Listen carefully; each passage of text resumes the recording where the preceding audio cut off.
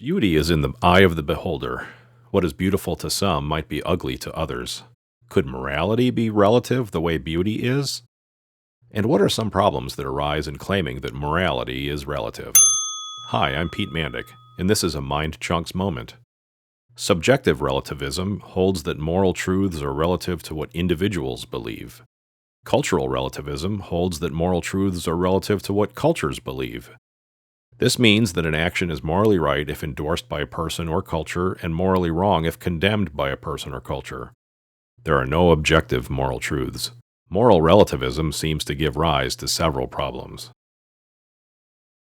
Disagreement about what is right and wrong seems to be a pervasive part of our lives. Consider people disagreeing about the moral permissibility of abortion. If, however, morality is relative, it would seem to imply that such disagreements are impossible. It would imply that when people seem to be disagreeing, they aren't, since they are simply talking about different things.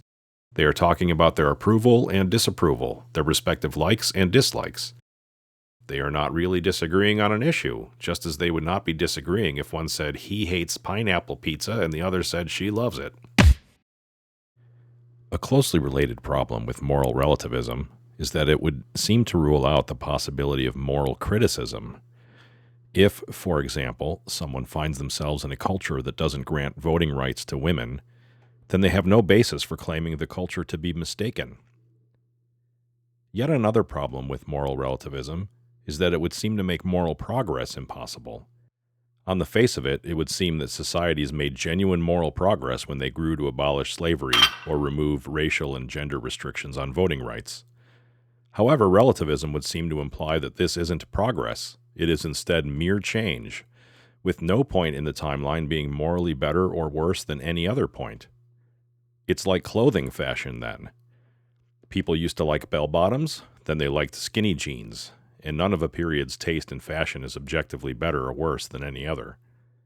And those are some of the main problems with moral relativism. If morality is either subjectively or culturally relative, then that would seem to rule out the possibilities of moral disagreement, moral critique, and moral progress.